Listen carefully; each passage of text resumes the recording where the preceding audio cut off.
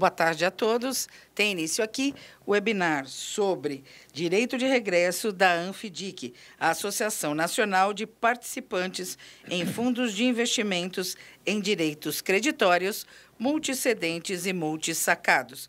Conosco hoje, Dr. Rubens Vidigal Neto, que é consultor jurídico da ANFIDIC e sócio da PVG Advogados. Ele vai fazer primeiro uma comunicação inicial a respeito deste assunto, e os senhores que nos acompanham no momento, inclusive temos já 45 participantes nesse webinar, os senhores já podem ir enviando os seus questionamentos, que vão ser lidos posteriormente, e todos vão acompanhar as respostas do Dr. Rubens Vidigal Neto. Boa tarde, Dr. Rubens, por favor, tenha início a sua manifestação. Obrigado, boa tarde a todos. Uma satisfação aqui estar participando desse primeiro webinar da ANFIDIC. Uma honra aqui ser o convidado para participar desse evento primeiro. Meu nome é Rubens Vidigal, sou sócio do PVG e eu acompanho a ANFIDIC já há alguns anos como consultor jurídico.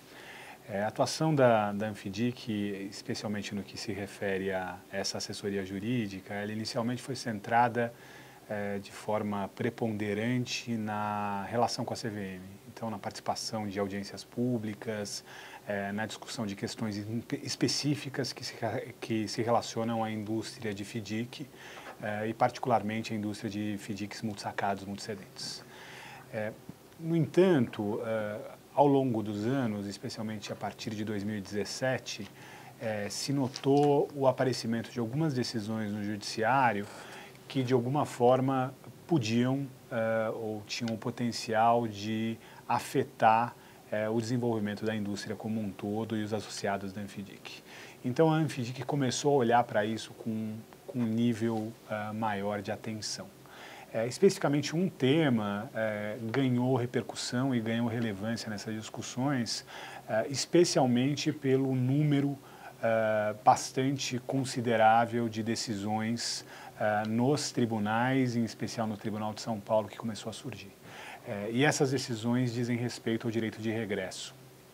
Basicamente, dando um passo atrás em relação a isso, você tem um posicionamento jurisprudencial já consolidado no STJ, que, no sentido de que, para as empresas de fomento mercantil, para as factorings, o direito de regresso não pode existir. Isso é, basicamente, se uma factoring compra um crédito e ela não pode, no caso de não pagamento desse crédito, não pagamento dessa duplicata, a factoring não pode ir contra o cedente dessa duplicata. E, na realidade, o entendimento dos tribunais muitas vezes é mais amplo do que isso. No sentido de que não pode haver qualquer tipo de coobrigação ou qualquer tipo de regresso em relação ao crédito, exceto se tiver um vício de origem naquele crédito. O fundamento jurídico apresentado nas decisões é de que faz parte do negócio da factoring a correr o risco do crédito. E este risco, portanto, não pode ser dividido ou não pode ser absorvido pelo cedente ou, muitas vezes, pelos acionistas, sócios dos cedentes ou qualquer coobrigado. Muito bem, essa é uma jurisprudência em relação especificamente à factoring, que já está e que já existe há algumas décadas e que os tribunais, inclusive o TJ de São Paulo, vem aplicando de forma consistente em linha com esse posicionamento do STJ. Nos últimos 2, 3 anos, começou a se notar algumas decisões, algumas favoráveis e algumas contrárias, à aplicação dessa mesma jurisprudência que é aplicada às factorings para FDICs. Então, basicamente, os tribunais, em alguns casos, começaram a entender, fazer uma analogia de um FDIC multicedente multissacado a uma factoring. E logo estabelecendo que para FDICs multicedentes multissacados, ou para FDICs em geral, é raro se fazer essa distinção, também não poderia haver direito de regresso, não poderia haver coobrigação em relação aos créditos cedidos para o FDIC. o que se viu foi, tem mais de uma dezena de julgados nesse sentido, algumas favoráveis e algumas contrárias. Diante desse cenário e do risco que isso representa para a indústria de FDICs, e aqui a gente tem a indústria do FDIC multicedente e multisacado, que é o que importa para a Anfidic, mas você tem um olhar ainda mais amplo em relação a isso, que são todos os fundos de direitos creditórios relacionados a outros segmentos de indústria, que também tem muitas vezes a coobrigação como um elemento característico no contexto dessa cessão de crédito. E essas decisões afetam não só os multisacados e multicedentes, como todos os outros FDICs da indústria. Mas da perspectiva da Anfidic, esse tema começou a ser percebido como um tema relevante, um tema que não é individualizado de uma casa, mas um tema de todos os associados, importante para todos os associados, e começou a se discutir como agir em relação a esse tema. Inclusive, ainda em 2017, eu tenho conhecimento de que a Anfidic chegou a fazer a cotação com alguns escritórios para avaliar uma postura ativa de atuar como amicus curiae em alguns casos. Essa discussão continuou existindo no âmbito da Anfidic, até que em 2018, no primeiro semestre de 2018, surgiu um fato novo, que é um fato extremamente importante aqui para dividir com vocês. Basicamente, chegou um caso, que pode ser um leading case aqui nesse caso, ao ministro Salomão, discutindo exatamente essa tese, o ministro Salomão do STJ. E o ministro Salomão, de forma espontânea, na verdade não de forma espontânea, havia um pedido nesse sentido pelo FDIC, pelo advogado do FDIC do caso, solicitando que fosse convocada algumas associações, algumas autarquias, para se manifestarem como amicus curiae dentro do processo. O que é um amicus curiae? Um amicus curiae é o amigo da corte. Em tese, isso não estava no Código de Processo Civil antigo, ele está neste novo Código de Processo Civil, e basicamente é alguém que o judiciário pode chamar ou que pode se apresentar espontaneamente perante o judiciário para apresentar considerações acerca de temas que tenham repercussão geral e que possam ter um impacto social relevante. Então, o ministro Salomão, diante desse caso, que é um caso que não tinha sido discutido anteriormente no STJ, e uma tese que não tinha sido discutida no STJ, e da sua real repercussão geral e potencial efeito para a indústria como um todo, resolveu atender a essa solicitação e pedir uma manifestação de algumas associações, entre elas a Anfidic. Outros também se manifestaram, como a Ambima, como o IDEC, e como a própria CVM se manifestou nesse caso. O Instituto Brasileiro de Direito Civil, IBDC, também foi convocado para se manifestar. Exceto pelo IDEC, que nem entrou no mérito da questão específica sobre o direito de regresso, todas as outras manifestações foram no sentido de que o direito de regresso não deveria ser aplicado para os FDICs. Por quê? Porque FDIC não é factoring.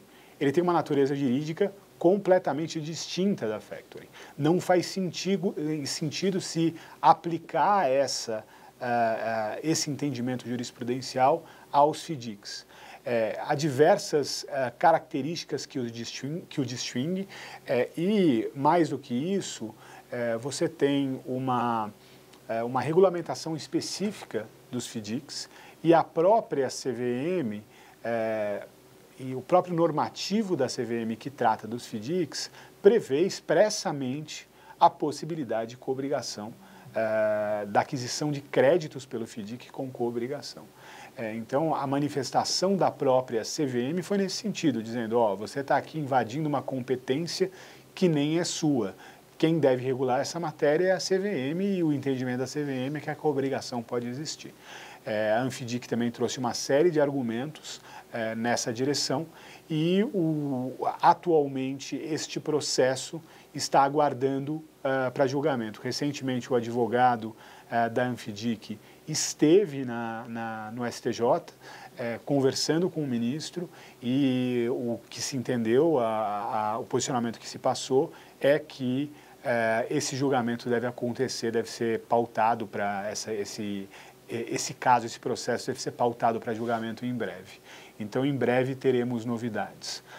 o que é a consequência de uma eventual decisão favorável? Uma decisão contrária, obviamente, seria uma notícia muito ruim para a Anfidic, porque você teria o risco disso gerar uma consolidação de uma jurisprudência contrária ao direito de regresso e contrária à possibilidade dos FDICs fazerem aquisição de crédito com coobrigação. Um julgamento favorável, ele, por outro lado, vai poder ser utilizado por ser um primeiro julgamento que trate profundamente do mérito aqui da questão, né, falando e fazendo com clareza uma distinção entre um FDIC e uma factoring e demonstrando as motivações pelas quais o FDIC pode sim adquirir um crédito com coobrigação. Ele é uma jurisprudência com um potencial, um julgado com potencial de ter um efeito relevante nas próximas decisões e avaliações dos tribunais dos diversos estados que venham a enfrentar essa matéria. Então, os esforços estão sendo direcionados de forma bastante intensa para que haja uma decisão favorável do STJ nesse caso.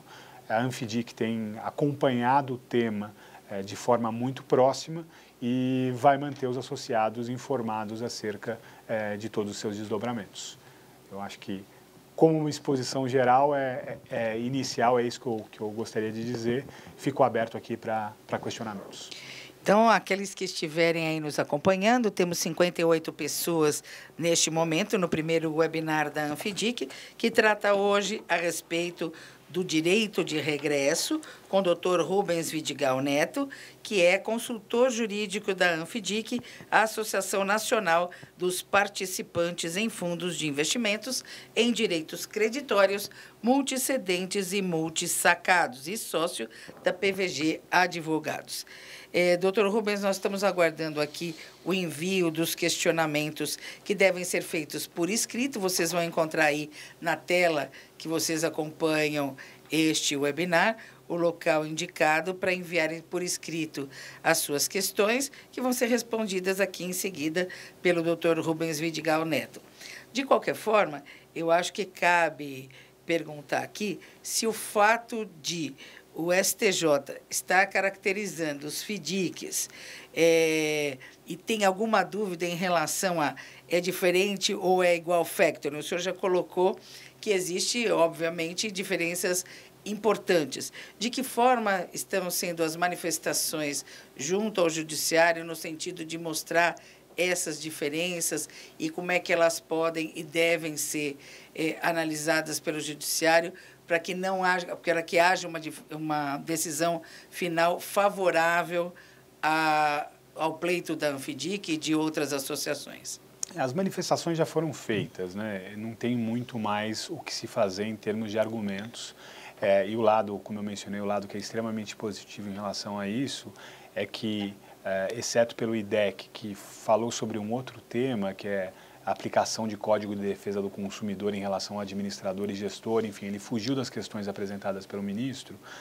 Todas as outras entidades, com argumentos diferentes, apresentaram um posicionamento no sentido de que FDICs e factoring são entidades completamente distintas e que não há razão de se estender este entendimento jurisprudencial, essa posição jurisprudencial que nega a possibilidade de direito de regresso a factoring para FDICs. Agora, os próximos passos em relação a isso, basicamente o que existe é um esforço, todo o esforço em relação ao ministro Salomão já foi realizado. Uma vez que esse julgamento, esse processo venha a ser pautado para julgamento, o que é provável que aconteça é que o advogado da Anfidic e o advogado da Anbima, no caso a gente representa a Anbima nesse caso, certamente a gente vai fazer isso, entre em contato com os demais ministros que julgarão o caso para explicar em detalhes os motivos pelos quais o julgamento deve ser na direção de não tratar factorings e FDICs de forma análoga. Então, vai ter que haver aí um trabalho junto aos demais ministros para apresentar os argumentos pelos quais a gente entende que o FDIC vai poder comprar créditos com coobrigação. Nós gostaríamos de avisar os participantes deste primeiro webinar da ANFIDIC a respeito de direito de regresso. Alguns estão tentando aqui nos enviar mensagens dizendo que a apresentação está congelada. Na verdade, não existe um PowerPoint aí, é apenas realmente o template e a participação do Dr. Rubens Vidigal Neto. O senhor Adonis, da Credivale, está perguntando, ele queria entender, caso não possa ser recomprado numa operação, ou somente não vai poder ser cobrado judicialmente. Pelo que eu entendi aqui, ele acha que ele quer saber se é só uma questão de recompra ou de cobrança que nós estamos discutindo. Acho que foi isso que ele não entendeu. Se eu estiver errada, por favor, senhor Adonis, refaça a sua questão de forma mais completa. O caso específico aqui, ele trata de uma cessão de crédito em que há coobrigação por parte do controlador do cedente. Esse é o caso que está em questão. Então, basicamente, o controlador do cedente alega que basicamente se deu uma fiança nessa cessão de crédito. Ele alega que, na realidade, o FIDIC não teria o direito de cobrar contra este fiador, uma vez que, assim como as factorings, o FIDIC deveria correr integralmente o risco daquele crédito. Então, aqui a gente não está tratando de um direito de recompra que pode ser exercido livremente. Aqui a gente está tratando especificamente de uma execução contra um garantidor de uma operação relacionada a uma cessão de crédito. Então, a recompra continuaria permitida livremente dentro de uma relação contratual entre as partes. Os senhores podem continuar enviando os seus questionamentos, como fez também o senhor Newton Carlos, da Delcred. Ele diz o seguinte, doutor Rubens Vidigal Neto, temos um recurso para o STF em que está sendo analisada a admissibilidade contra a decisão do STJ, que não reconheceu o direito de regresso. O questionamento constitucional, segundo ele, é que a decisão fere o princípio da livre iniciativa. Devemos manter o recurso? Pergunta ele. Essa é uma pergunta que eu não me sinto apto a responder assim de bate-pronto, sem analisar o processo, sem entender exatamente os fundamentos. Eu cheguei a avaliar estes casos da Delcred, a gente cheguei a discutir com o jurídico da Delcred sobre o tema. Existem alguns casos no STJ, algumas decisões, a minha lembrança é que não haviam sido concluídas, ainda havia alguns recursos ajuizados. Um deles era sobre factoring, 2 eram sobre FIDIC, essa é a minha lembrança. E a nossa percepção em relação a esses processos, é importante dividir aqui com todos vocês, é que o tema, o mérito, não havia sido abordado nas decisões por parte do STJ.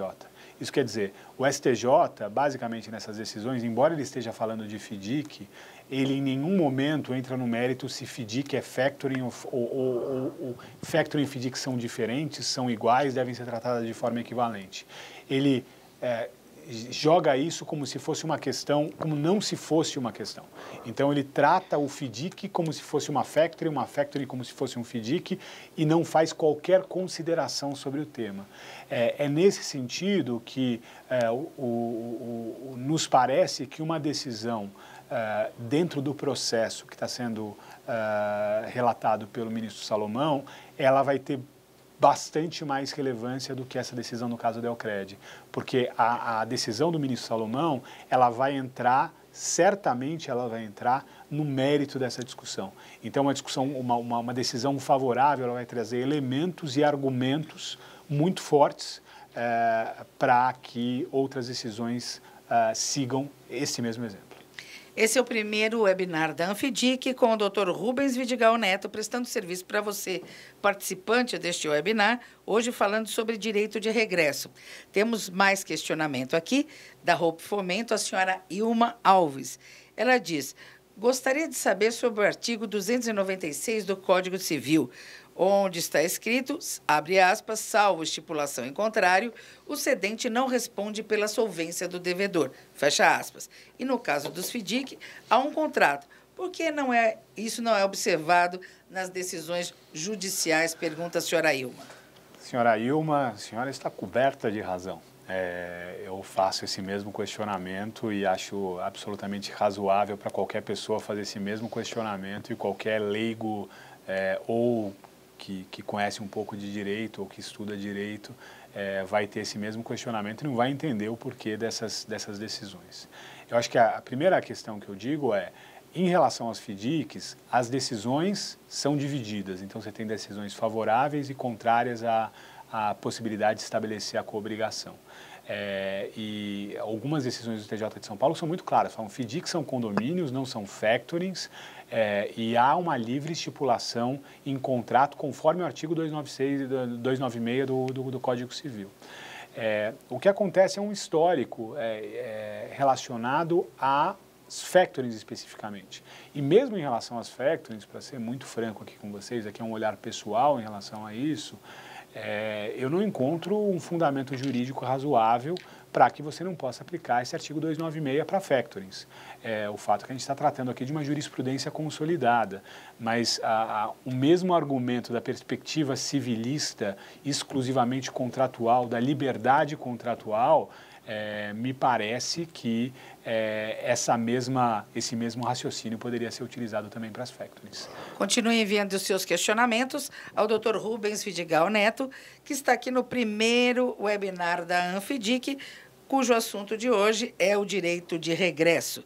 Já fez a sua pergunta aqui o senhor Fábio Costa, da Sul Brasil FIDIC, e ele pergunta ao Dr. Rubens: como fica o tratamento do direito de regresso junto aos FIDIC multicedentes e multissacados em caso de cedentes na condição de recuperação judicial já deferida? Fábio, no caso de uma recuperação judicial, você vai entrar numa discussão semelhante, porque a discussão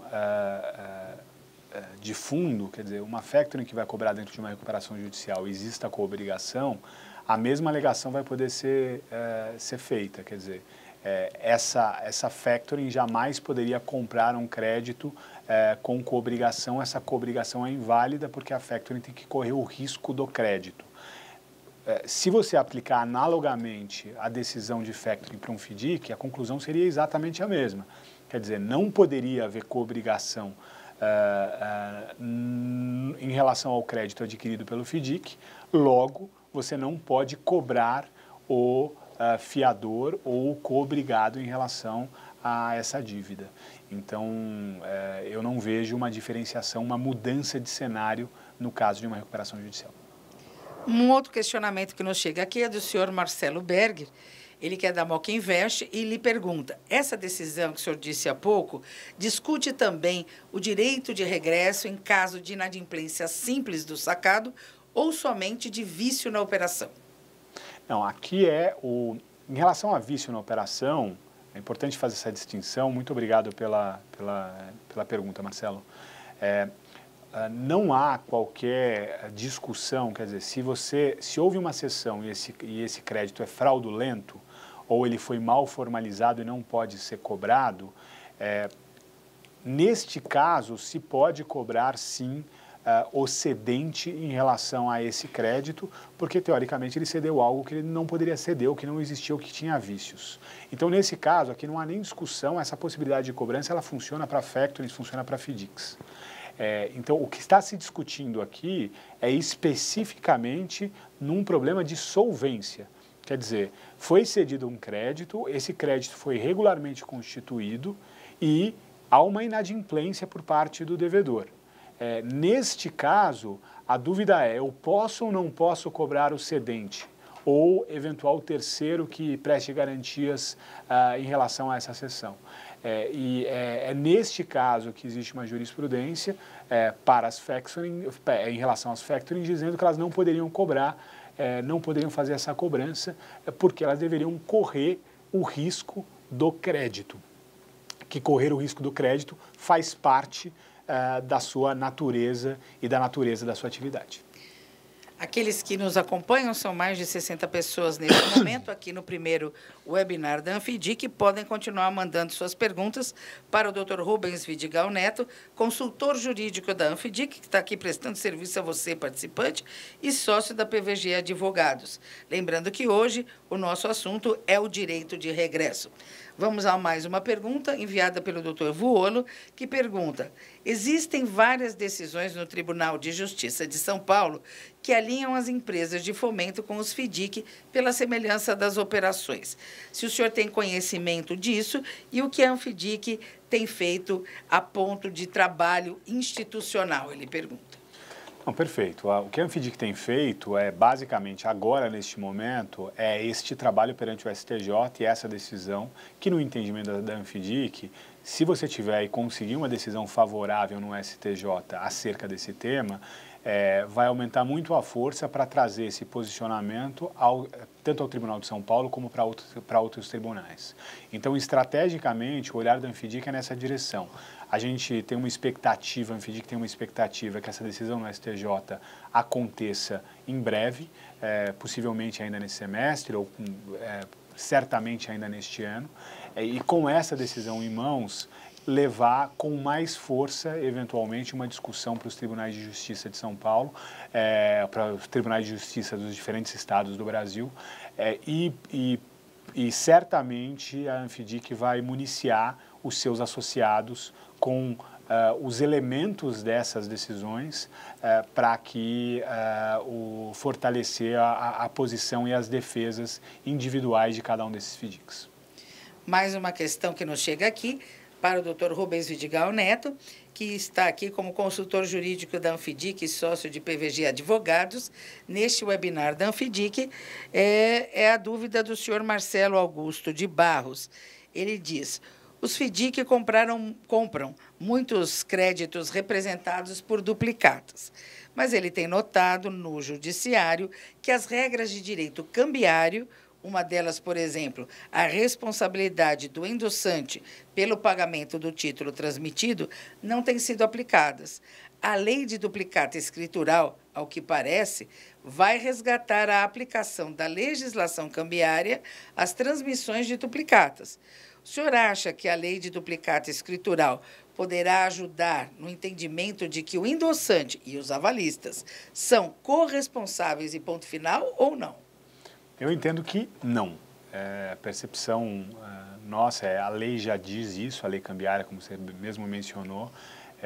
O Código Civil traz uma disposição específica também nesse sentido da possibilidade de que haja coobrigação e, mesmo assim, a jurisprudência tem um entendimento consolidado no sentido de que as factorings têm que correr o risco de crédito. Então, o fato de você ter uma nova lei que deixe, ainda que ela deixe absolutamente claro a responsabilidade do endossatário pelo risco de crédito daquele título, essa situação não é diferente da situação que a gente tem hoje em dia, tanto pela lei de duplicatas como pelo Código Civil.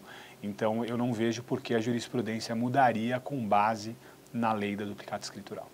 Os senhores que estão participando deste primeiro webinar sobre direito de regresso da Anfidic com o Dr. Rubens Vidigal Neto podem continuar enviando os seus questionamentos para serem por ele aqui respondidos, como faz a senhora Thaís Menezes Glauser.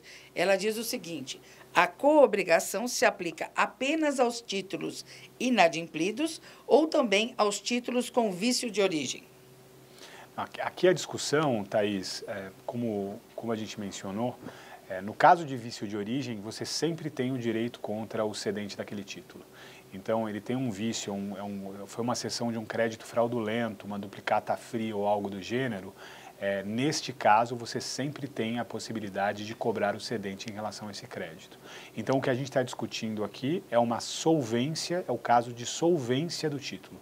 Então, caso o devedor original não pague por aquele título, o que está se discutindo é se pode cobrar o cedente ou qualquer outro coobrigado em relação a esse caso.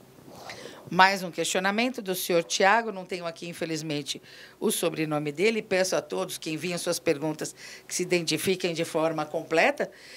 Temos aqui a dúvida dizendo o seguinte, doutor Rubens Vidigal Neto. Considerando as prováveis modificações da chamada MP da Liberdade, caso ela venha a ser convertida, se o senhor acredita que pode alterar o cenário que temos hoje em caso de estipulações pró-solvendo, ou seja, manutenção das cláusulas contratadas sem interferência de interpretação pelo Judiciário. Eu acho que existe alguma possibilidade disso influenciar o Judiciário. É difícil fazer uma previsão sólida sobre esse tema. Eu acho que é um tema ainda nebuloso, primeiro porque a MP não foi convertida em lei, então a gente não sabe exatamente quais são os termos que virão. E tem um complicador adicional aqui, que, de novo, a gente está tratando de uma jurisprudência consolidada há mais de 20 anos. Então, não é um novo tema que vem para a pauta. Eu acho que pode contribuir, pode ajudar no convencimento do Judiciário e também da diferenciação de um FDIC para uma factoring, porque a gente está falando aqui de assuntos distintos, mas não consigo afirmar categoricamente que isso vai ter um efeito direto e imediato em relação a esse tema. Senhores que nos acompanham aqui no primeiro webinar da ANFIDIC sobre direito de regresso com o Dr. Rubens Vidigal Neto, podem continuar enviando suas perguntas, que elas vão ser respondidas em seguida por ele. Como fez aqui a senhora Marta Sterne Bianchi, que diz, o senhor visualiza algum risco de mudança de entendimento sobre a exclusão dos créditos de factoring ou FDIC em recuperação judicial na condição de garantia fiduciária? O que a gente teve, né? Em relação à garantia fiduciária, o que eu estou imaginando, não sei se eu entendi bem a pergunta, porque você tem algumas discussões relacionadas à garantia fiduciária em recuperação judicial. O que eu imagino que possivelmente ele está falando é da trava bancária, você ter uma operação de crédito, uma CCB, por exemplo, garantida pela cessão fiduciária de um fluxo de recebíveis. Essa é uma operação frequente, bancos fazem, eu sei que alguns FDICs também fazem esse tipo de operação. Você tem um entendimento do Judiciário, já no STJ, bastante consolidado numa direção de que a trava bancária seria permitida, isso quer dizer, ela estaria fora da recuperação judicial. Porém, por outro lado, você teve recentemente uma decisão do TJ de São Paulo, no caso da Livraria Cultura, em que se afastou esse entendimento do STJ. Quer dizer, se entendeu que a trava bancária não seria válida e não estaria fora da recuperação judicial. Então, esse é um tema que ainda não há um posicionamento claro sobre esse assunto. Quer dizer, você tem um posicionamento claro do STJ, o TJ de São Paulo tratou de uma forma diferente esse tema. Temos que aguardar as cenas dos próximos capítulos, mas o que eu imagino é que é muito possível que a decisão do TJ São Paulo, se levada ao STJ, que ela vai ser revertida. Temos que aguardar para ver o que vai acontecer. Em busca de jurisprudência específica, também está aqui o senhor Fabiano Oliveira, do grupo BFC, que pergunta aqui no primeiro webinar da ANFIDIC sobre direito de regresso se as operações de FDIC já estão respaldadas por jurisprudência específica. Fabiano, boa tarde. Você tem uma série de decisões que já tratam de cessão de crédito para a FDIC como um todo. Então, eu nunca vi um questionamento mais amplo sobre a possibilidade ou não de fazer cessão de crédito para a FDIC. Então, algum nível de respaldo em relação à possibilidade de se operar com FDICs, eu acho que isso se tem. Nunca vi qualquer tipo de questionamento. Aqui você tem essas questões mais específicas. Temos essa questão aqui que é o objeto da conversa de hoje, que é o direito de regresso, que daí é um tema sobre... bastante particular sobre essa questão das operações com FDICs. Agora o questionamento do Dr. Rubens Vidigal Neto, do senhor Francisco Tavares Júnior, do Grupo Beluno. Ele pergunta, apenas para reforçar o que já foi mencionado anteriormente, A recompra de títulos inadimplentes, sem vício de origem, em operações, ela é possível desde que ela seja pactuada em contrato ou não? Perfeito. Você pode pactuar em contrato a recompra. Daí vamos supor que essa recompra não seja feita, não seja realizada pelo devedor, por aquele que assumiu a obrigação de recomprar. E pode ser o cedente, eventualmente, que assumiu essa obrigação de recomprar.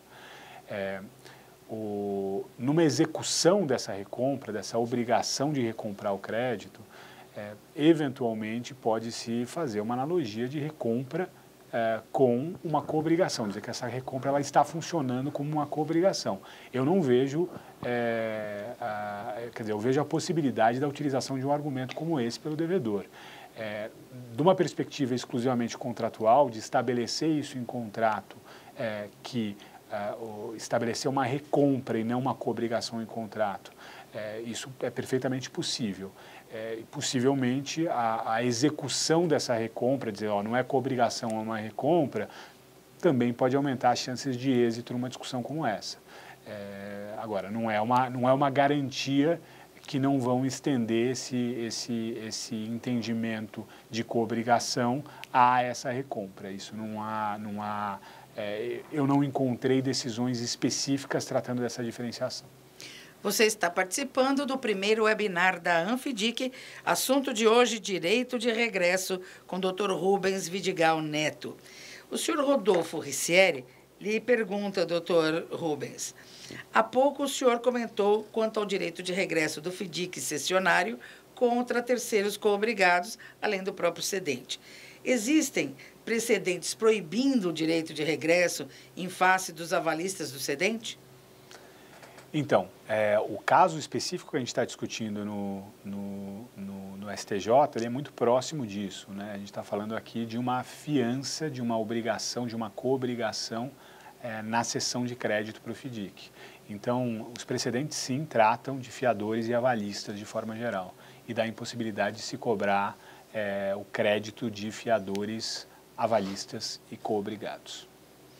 Mais um questionamento aqui do senhor Maximiliano Cavinati, da Max Investor. Ele pergunta, recentemente um cartório se negou a protestar uma nota promissória, que possuímos do cedente como garantia. Eles responderam que, como a nota promissória estava anexada ao termo de cessão que tinha referência a um contrato de FIDIC, não poderia ser protestada, pois o cedente não poderia ser coobrigado. O cartório tem esse poder de decisão nessa situação? Essa é uma boa pergunta. A gente já teve uma discussão sobre isso no passado, no fim ela não foi adiante, o cartório, se não me engano, mudou o posicionamento. Eu acho que tem bons argumentos para levar para o cartório, porque esse não é um entendimento consolidado.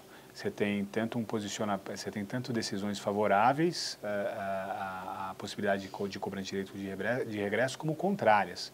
Então, inicialmente, eu tenderia a fazer essa discussão com o cartório de uma forma bastante incisiva, levando esses precedentes favoráveis à possibilidade de um FIDIC cobrar e ter o direito de regresso e coobrigação. Porque se o cartório se recusar a fazer esse protesto, ele pode ser responsabilizado. Então, enfim, eu acho que tem uma conversa aqui, um caminho bom para se questionar o cartório e, eventualmente, para se tomar medidas judiciais para que o cartório aceite esse protesto. O senhor Ricardo Ferreira, da Red Asset, pergunta o seguinte, a Lei 5.474, de 68, precisamente no parágrafo 4º do artigo 13, prevê a possibilidade de protesto da duplicata para fins de regresso contra os endossantes e os avalistas. Embora pouco utilizada, diz ele, tem grande relevância prática, pois o protesto seria lavrado contra o endossante e não contra o sacado, servindo o protesto, então, como título executivo. Na prática, como se protestaria a duplicata para fins de regresso? Tem que levar no cartório de protesto e utilizar exatamente, tentar aplicar esse artigo. Agora, a duplicata tem que ter o aceite, enfim, você tem que ter todos os procedimentos relativos a ela para conseguir fazer o protesto disso. mesmo fazendo esse protesto, imagino que se possa ter algum desafio perante o judiciário na execução desta dívida por conta dessa jurisprudência que a gente está discutindo aqui hoje. O senhor Denis Campos tem uma preocupação bastante prática. Ele diz, caso haja uma decisão desfavorável, é possível que cedentes que já recompraram títulos inadimplentes queiram reaver essas recompras? Acho difícil, porque você fez a cobrança foi realizada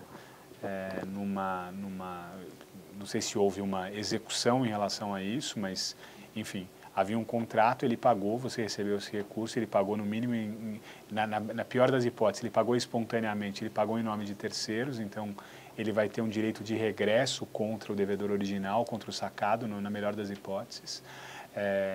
E se foi no âmbito de uma ação judicial, a cobrança e o recebimento dos recursos, isso também é um procedimento válido que não vai ser anulado por conta de uma decisão posterior sobre o tema. Então, eu não consigo enxergar esse risco, pelo menos numa análise preliminar, de forma clara.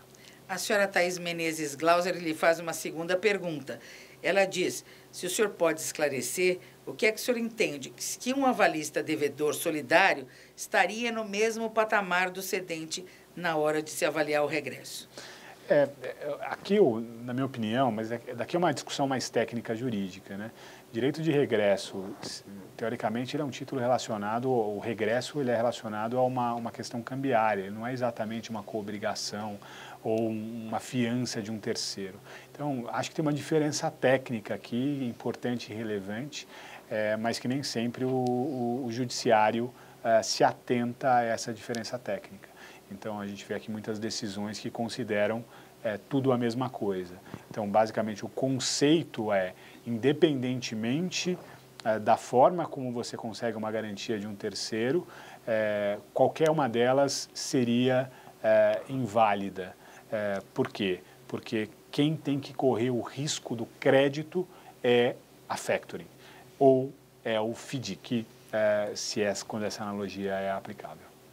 Doutor Rubens, quais seriam os principais impactos, já que nós estamos falando aí de uma eventual, e esperamos que não ocorra, decisão desfavorável, e de que forma as empresas que trabalham, os players do mercado de FDIC, devem se precaver contra uma eventual decisão desfavorável, ou o senhor imagina que ela realmente não vai acontecer?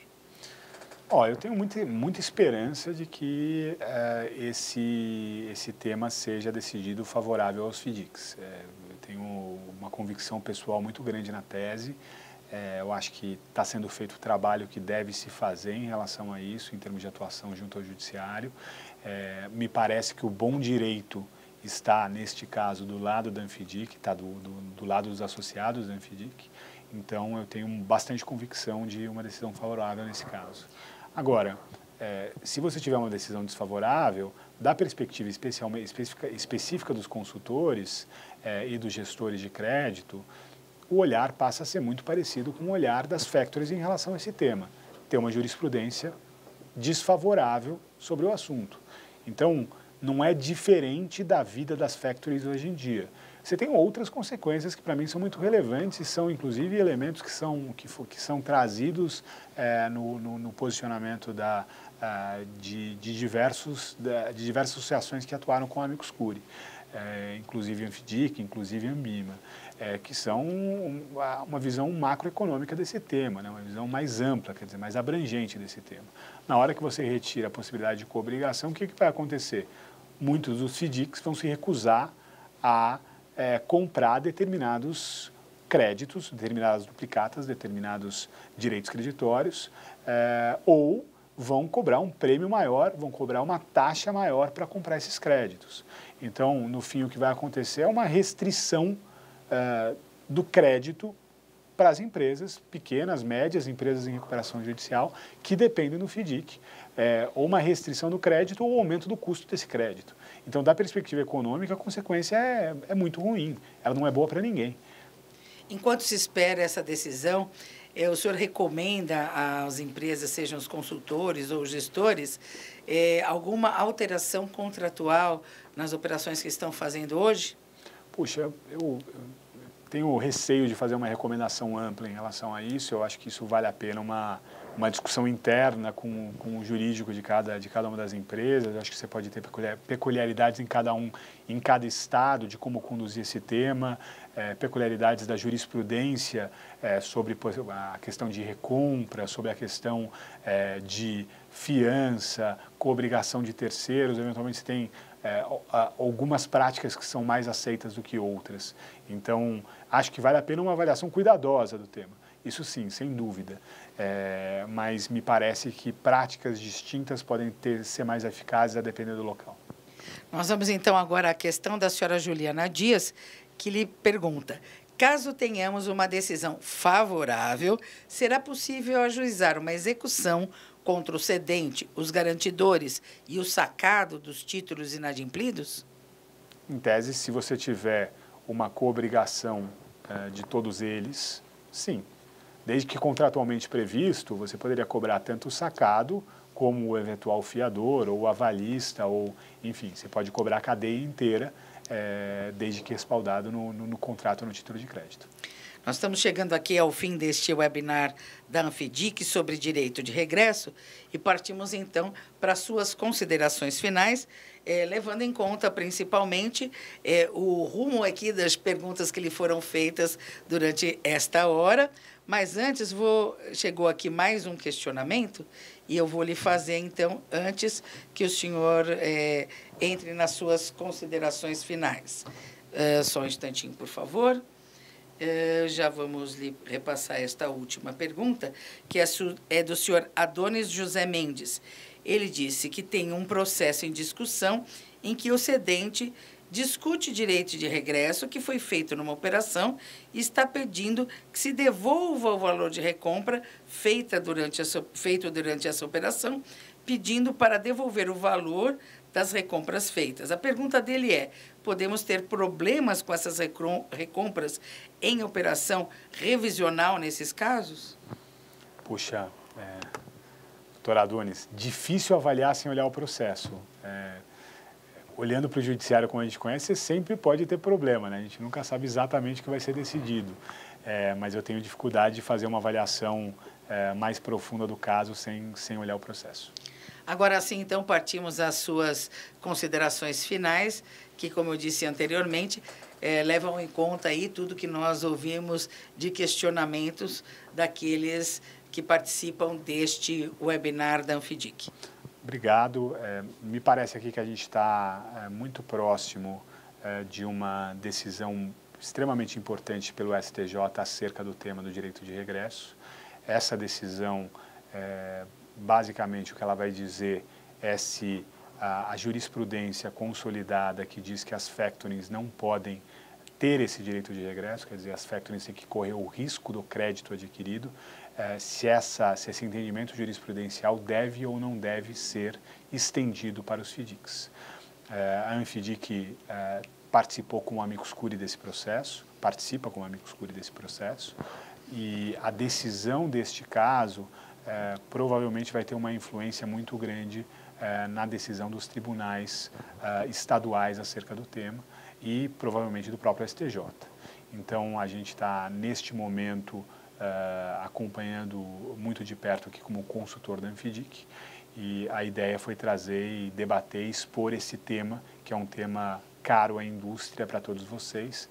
Foi um prazer aqui participar do primeiro webinar da Anfidic. Eu espero que tenha sido produtivo, tenha sido informativo aí para todos vocês, e fico à disposição para responder outras perguntas por e-mail, enfim.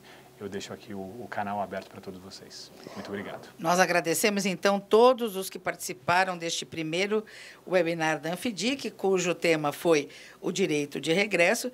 Este webinar, que é uma interação da Associação Nacional dos Participantes em Fundos de Investimentos em Direitos Creditórios, Multiexcedentes e Multissacados da Anfidic. E agradecemos aqui a presença e todas essas informações tão relevantes do Dr. Rubens Vidigal Neto, consultor jurídico da Anfidic e sócio de PVG Advogados.